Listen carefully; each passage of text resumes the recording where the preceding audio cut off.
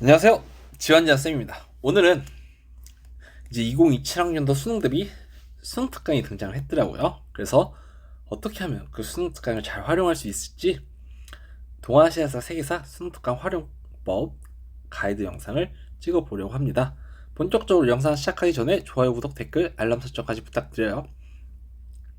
그래서 시작을 해볼게요. 자, 목차입니다. 목차는 1번 연계 내역, 특히 작년에 얼마나 연계됐는지 6구 수능을 비교하면서 설명을 해드릴 거예요. 그래서 특히 고3 학생들은 수능이 처음이기 때문에 이 얼마나 연계되는지 감이 안 오잖아요. 그래서 실제 얼마나 연계되는지 한번 확인을 해보고요. 본격적인 수투 활용법 그 다음에 소개하고 4월 말에 발간될 제 분석서까지 소개를 해드리면서 영상 마무리하겠습니다. 자, 작년도 연계 내역이에요. 근데 연계 내역의 기준은 뭐냐면 너무 쉬운 문제들은 다 뺐어요. 연계 안 돼도 맞출 수 있는 문제들. 그러니까 EBS 자체에서 매년 이런 문제들이 연계됐다고 발표를 해요.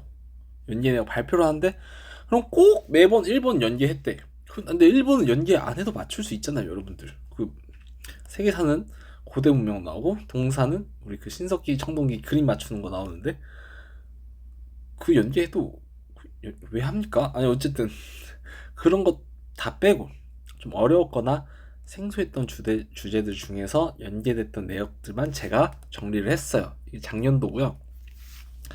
6월 모의고사에서는 8번 한 문제 정도가 연계됐고요. 9월 모의고사에서도 다이카게이션 한 문제. 수능에서는 흉노 3번, 흉노 한나라 같이 나온 3번, 송금 고려를 가지고 출제를 했던 6번, 광저우 지역 문제 10번 해서 3문제 정도가 연계되었습니다. 그리고 세계사에서는 8번 명예혁명, 메리 윌리엄 가지고 명예혁명을 물어봤던 문제죠. 그 소재가 연계됐고요. 9월 모의고사에서 많이 연계됐어요. 파티마, 저기 교회 대분열, 나폴레옹 1세인데 나폴레옹 1세 대외 정보 묻는 문제는 처음 등장했고요. 16번 뉴딜 정책, 19번 콘스탄티노폴리스 지역 문제까지 이렇게 연계됐습니다. 그래서 수능에서는 사파비 방조 11번 문제 말고는 크게 연계되지 않았어요. 그래서 얼마나 연계가 되는지 감이 보이죠. 그래서 수능에서는 작년 수능에서는 한 많게 3문제. 근데 내가 매해 물론 이전 2025학년도 4학년도 데이터도 있는데 매해 수능에서는 체감상 느꼈을 때 한 매 시험마다 수능마다 한 3문제 넘는 경우는 없는 것 같아요. 그래서 두세 문제가 체감상 제가 느꼈을 때 어려웠던 문제 중에서 연계되는 것 같습니다. 특히 대신 이 작년 구모 세계사가 조금 특별했던 케이스 같아요. 이렇게 많이 나온 것도 좀 의외였던 경우인 것 같습니다. 그러면 이 한두 문제, 많아야 3문제를 대비하기 위해서, 물론 이제 구모만큼 5문제나 가까이 연계가 될 수 있지만 이건 특이 케이스고요. 한 문제에서 3문제 사이에 문제를 대비하기 위해서 EBS를 어떻게 활용하면 좋을지 안내해 보겠습니다. 첫째, EBS를 개념 공부하지 마세요. 정말 나는 요즘에는 이제 해가 갈수록 인강이라든지 이런 게 더더욱 잘 되니까 애들이 설마 요즘도 EBS를 개념 공부할까 했는데 하대? 안 돼요. 물론 이제 고3들은 내신에 내신은 이제 EBS로 많이 하잖아요. 그거는 이해하지만 개념은 EBS로 하면 안 돼요. 얼마나 빈약하냐면 2차 세계대전 파트예요. 이게 올해 수특인데 이 배경부터 너무 빈약하죠. 저는 이 배경을 연도로 이렇게 구성을 해놨는데 여기는 그냥 순서만, 그리고 중간중간에 빠진 게 너무 많아요. 독일이 체코슬로바키아 수데텐이랑 체코슬로바키아 전체를 구분해서 점령을 했거든요. 그러니까 체코슬로바키아 수데텐 먼저 점령하고, 제 교재 있죠. 수데텐 먼저 점령하고 체코슬로바키아 전체를 훗날 점령을 해요. 근데 이거 분명 평가원에 등장했던 개념인데 여기는 수데텐만 점령했다라고 등장을 하죠. 그러니까 없는 개념이 너무 많다고. 너무 빈약해. 오케이? 그리고 카얄포도 그냥 등장만 하고 자세한 내용은 없죠. 이 오른쪽 위에 얄탐한 내용이 있고 카이로랑 포츠담 회담의 내용은 없네요. 그래서 어쨌든 이 한 가지 예시를 보여드렸지만 개념이 너무 빈약해서 비추천합니다. 이걸로 개념 공부하는 것은. 개념 공부할 때는 저 날개나 혹은 이 자료 있잖아요. 자료 보여드릴까?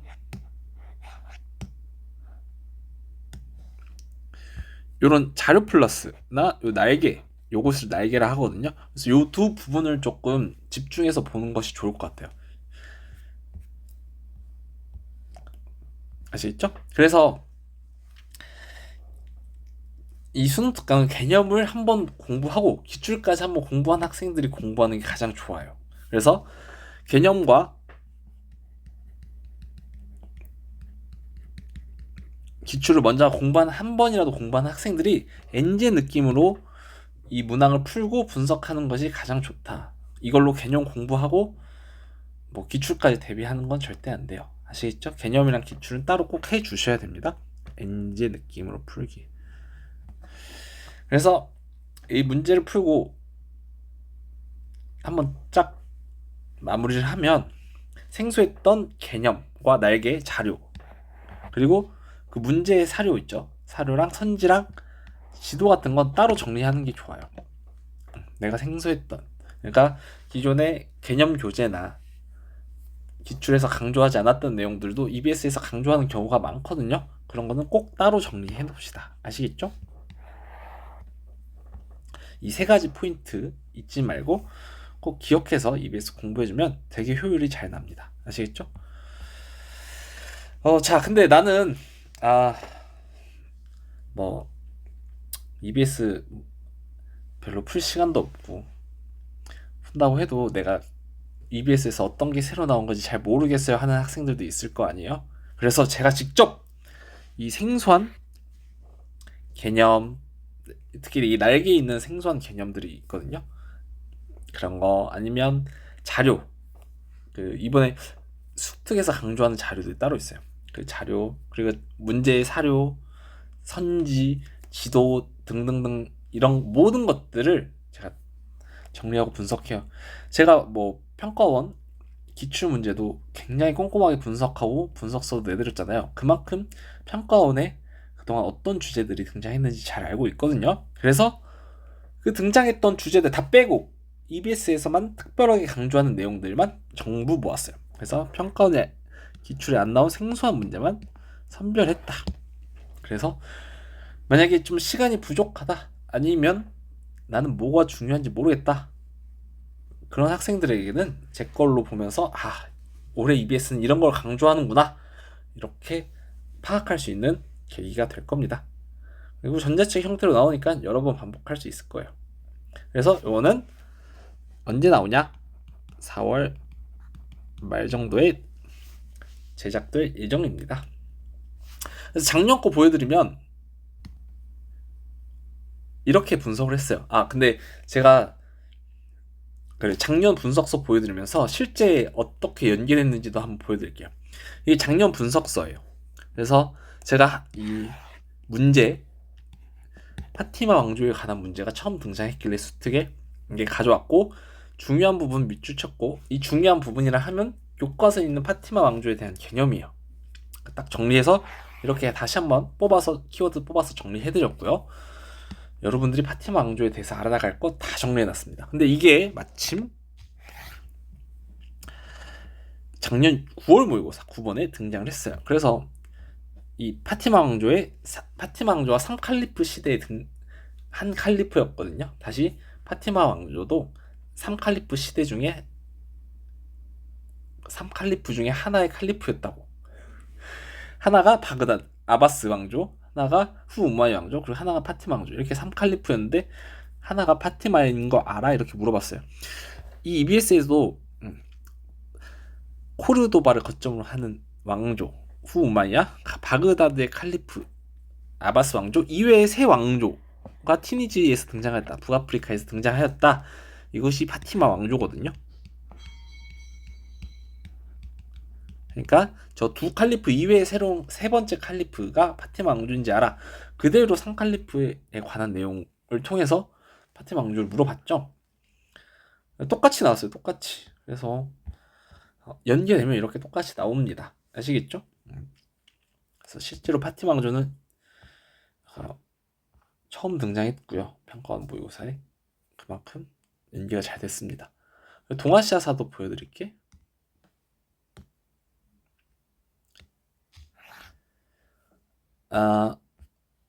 내 얼굴을 조금 치워볼게요. 자, 이거는 작년 수능 6번 문제예요. 동아시아사 송, 금, 고려에 관한 내용이에요. 특히 고려가 처음 등장했어요. 동아시아사에선. 그래서 고려를 가지고 또 송나라 그리고 고려를 가지고 금나라를 파악했던 문제인데 작년 EBS 수능 특강을 보면 이 고려가 등장을 했습니다. 고려를 통해서 여기도 북송을 알아야 했고요.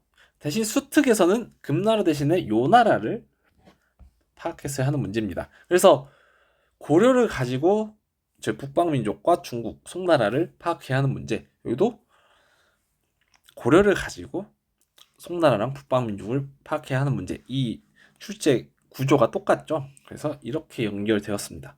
그래가지고 분석서 가지고 EBS 수능 딱 대비해도 충분하다 이렇게 말씀드리고요. 정말 제가 생소한 주제들 기가 막히게 잘 찾아서 정리하니까 믿고 보셔도 되겠습니다. 아시겠죠? 그럼 여기까지네요. 그래서 또 고3 학생들 이제 개학하면서 수특으로 공부할 텐데 이제 내신하는 고3 학생들은 어쩔 수 없이 다 푸는 걸 추천드려요. 문제를. 그리고 학교에서 수업 따라가는 거는 따라가세요. 열심히 따라가고 개념을 방학 때 했으면 그냥 학교에서 내신으로 수특으로 수업을 하면 그냥 복습하는 셈 치고 따라가세요. 문제도 학교 진도에 맞춰서 풀면 되고 대신 틀린 문제나 틀린 내용은 따로 정리해 두시고 또 틀렸던 내용들도 제 거 개념 교재로 한 번 더 복습해주면 좋으니까 그렇게 하고요. 기출 만약에 안 풀었으면 내신으로는 수특 따라가고 기출은 꼭 따로 풀고 아시겠죠? 기출 꼭 푸셔야 됩니다. 아시겠죠? 그러면 이렇게 마무리하고요. 제가 분석서 출간할 때 또다시 영상으로 공지로 찾아뵙겠습니다. 그럼 안녕.